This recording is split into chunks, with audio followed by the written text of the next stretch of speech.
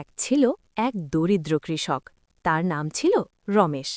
সে সারা দিন কঠোর পরিশ্রম করত, তবুও তার মনে সব সময় একটা অভাব লেগেই থাকত। প্রতিদিন সে আকাশের দিকে তাকিয়ে বলত, হে ভগবান, আমাকে একটু বেশি টাকা দাও, আমি আর কষ্ট করতে চাই না। একদিন সকালে সে মাঠে কাজ করছিল। হঠাৎ তার কোদাল কিছু শক্ত জিনিসে আঘাত করল। সে মাটি সরিয়ে দেখে একটি পুরনো হাড়ি।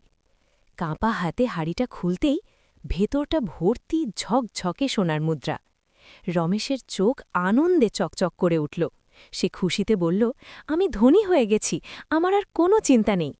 কিন্তু ঠিক তখনই তার মনে আরেকটা চিন্তা এলো। এখানে যদি একটা হাঁড়ি থাকে, তাহলে আশেপাশে আরও থাকতে পারে। লোভ ধীরে ধীরে তার মনকে গ্রাস করতে লাগল। সে আবার খুঁড়তে শুরু করল, আরও জোরে, আরও গভীরে। সূর্য ডুবে গেল, তবুও সে থামল না। তার চোখে তখন শুধু সোনার স্বপ্ন। হঠাৎ মাটি কেঁপে উঠল। চারপাশের মাটি ধসে পড়তে শুরু করল। রমেশ কিছু বুঝে ওঠার আগেই সে গভীর গর্তে পড়ে গেল।